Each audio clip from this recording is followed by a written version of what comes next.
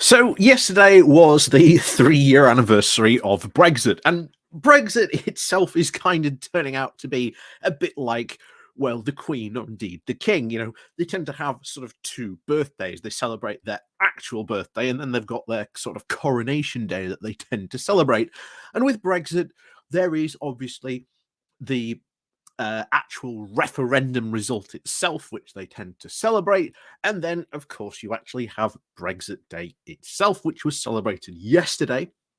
3 years of that. And of course, um, and we've now seen really, truly what the effects of Brexit really are. They aren't good. Everyone can see it. We're seeing time and time again in all these polls, people are changing their minds. I know I had a conversation with someone yesterday, and I've seen it again on Newsnight. A lot of people who openly said, I voted for Brexit and then immediately regretted my decision. Why can't we, have a second vote or even allowed to change our minds? That's what was put forward by people like, Nigel Farage in his own infamous attempt to actually be the leader, of course, of the Leave campaign. His entire proposal outlined numerous referendums in order to help decide the eventual UK fate, some taking place over 20 years after the original date. But hey, that's just, a bit of hypocrisy, as always, from Nigel Farage. But we'll be getting to him later this week. And of course, this is the start of my Monaco sort of video session. So you might see that I am, the same for quite a while. But don't worry, I will be posting some videos while I'm out there in Monaco, talking about other things that I've got going on over as well. Hopefully, we'll try and see if we can do a live stream in Monaco. I'll have to see. Because I know Monaco itself isn't actually part of the EU, and I have heard that sometimes the roaming charges over there, especially for mobile data, can be pretty extortionate. So I'm going to be sort of, be careful, because I don't want to come back to Monaco with like a ridiculous, phone bill because I did a live stream. But like I say, we'll see, like I say, and I'll let you know, and I'll try and do as many videos as I can for you out there. But just to let you know, this is sort of the start of this sort of journey that I'm on. So, as always, guys, before we do go jumping into this, please do remember to hit that like, share, and subscribe button. And of course, down below there are links to my Patreon page and a notification link called Buy Me Coffee, where you can buy me coffee. And of course, there is the YouTube thank you button, and of course, the Pony Club down below as well. So, over we go today with this very, very interesting tidbit from The Guardian saying the Brexit is a complete disaster and total lies, says former Tory donor. And I want to say this. We have seen yesterday, I think it was Newsnight as well, where you had all these business people on there saying, this is what it's done to my business. It has been an absolute disaster. You had a guy from the chemicals industry basically said, because we want to do business with the EU, we've had to obviously sign up with Reach. But if we didn't follow those regulations, it would bankrupt us. And bear in mind, Jacob Rees-Mogg said that according to him, every single chemical company is in favor of these, hates these regulations and wants out of them. But here you have a guy who's in charge of a chemical company saying the exact opposite of what Jacob Rees-Mogg said. And I think we are going to see more and more and more businesses start to speak out. And I really hope we do. Because originally it was businesses that heavily pushed to get us in sort of the European Economic Area. That was obviously the start of the EU. And we are going to, I think, see that again. I think what you will start to see is you might see these big donors in sort of business senses start to sort of pull back their donations from, Tory party, Labour Party, etc., from all the big parties until they basically say, until you start saying this, or until you start saying, back in sort of, the single market customs union, then we might not give you any money anymore. It's a possibility, but we'll have to see how this, how this normally plays out. But we'll see if business will become a lot more active now. Of course, so far history has said that they will become more active, and they have been speaking out more. But we'll just see how far they're prepared to go. But this, I think, is yet another step in that direction. So, Guy Hans A leading city figure has called Brexit a complete disaster and a bunch of total lies that has harmed large parts of the economy. Speaking on the third anniversary of the UK's departure from the EU, Hans, the founder and chairman and chief investment officer of the private equity firm Terra Firma, said it's been a complete disaster. The reality is it's been a lose-lose situation for us and Europe. Europe has lost more in financial services, but we've also lost as well.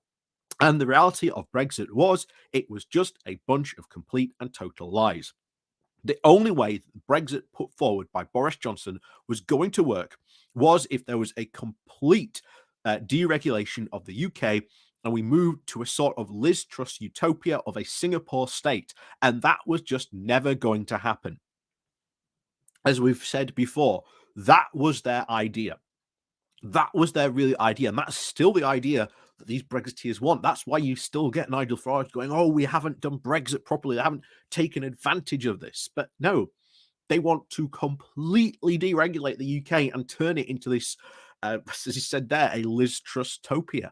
And we all know what happened to the economy when they tried that, just last year. So Hans, the former donor to the Conservative Party, told the BBC Radio 4 programme today. He said the British population was never going to accept a state in which the NHS would be demolished and where free education would be severely limited, where regulation with regard to employment would be thrown apart. It was just a complete and total absolute lies. He added, the biggest issue about it that you can take the Brexit bus as a good example. It is the lies that Boris Johnson, the Conservative Party, told about the NHS. In fact, that is what they did. They threw the country and the NHS under the bus. And according to polling expert John Crucis, on average, polls now suggest that over 57% of people on the UK would vote to rejoin the EU. Eddie Toller, the city veteran and strong Brexiteer supporter who set up the private equity firm on Duke Street Capital, is the co-founder of the Pension Insurance Corporation, has expressed disappointment at the speed of deregulation in the UK's financial services sector. Of course, that's what they wanted. All these hardcore Brexiteers want this mass deregulation. But as we've said time and time again, these are not very popular. And when they do deregulate and you start to see all these problems, then what do you think is going to happen?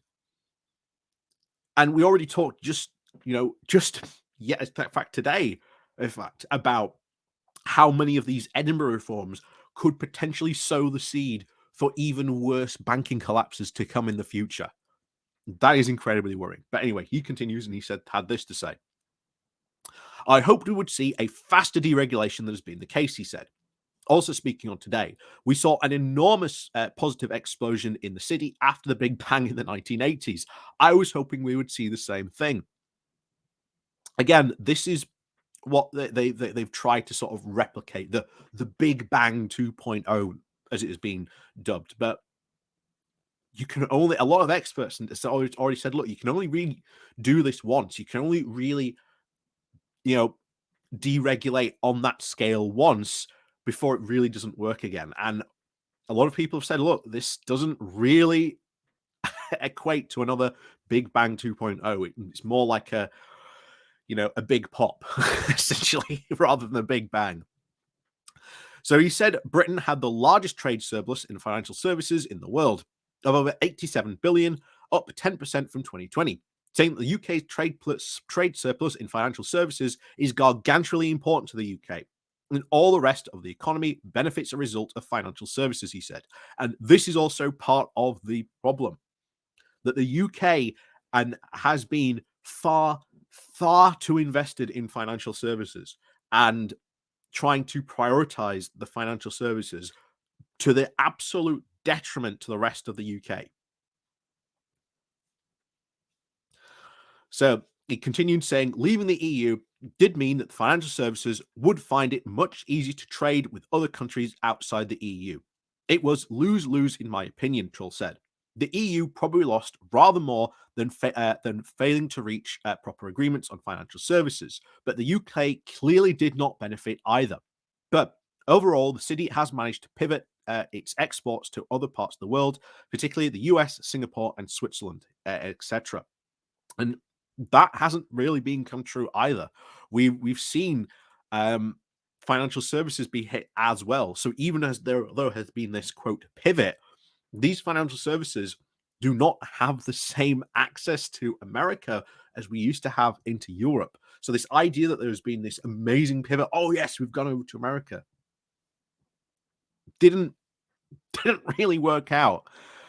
Um, and these expected sort of reforms, again, if you listen to a lot of experts, what they've been saying about it, it's more going to be sort of a big pop rather than a big bang. You can't really replicate this sort of mass deregulation where there was before. And of course, as we talked about yesterday, you have a lot of other experts very, very worried, and campaigners, again, as we went over yesterday, worried that a lot of these regulations are going to set up conditions that could basically facilitate another banking crash. And if you've listened to a lot of people recently, there's still a lot of people, even though again we've sort of gone through this um, very much a worldwide sort of recession because of the pandemic. There's a lot of people saying there's still potentially a banking crash on the way, which is even more worrying because, as we said before, Brexit would make the UK a lot more susceptible to these types of shocks. What would another banking crash, let's say, as we saw in 2008 in America, that sort of ripple out across the world, what could the potentially effects of that have on the UK economy now that we are now such a fragile economy?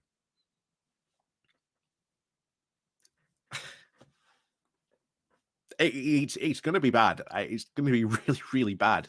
And unfortunately, this is just a ticking clock. And there's a lot of people saying this year that there is going to be a big renter bubble bust. So that is going to have a big effect on the UK housing market and especially the economy. Um, so, yeah, this year could be pretty bad if that bubble does go bust. Certainly, yeah, it just doesn't matter thinking about. But as always, guys, as always, thank you very much for joining. Please do remember to hit that like, share, and subscribe button. Please do remember to ring the bell as well.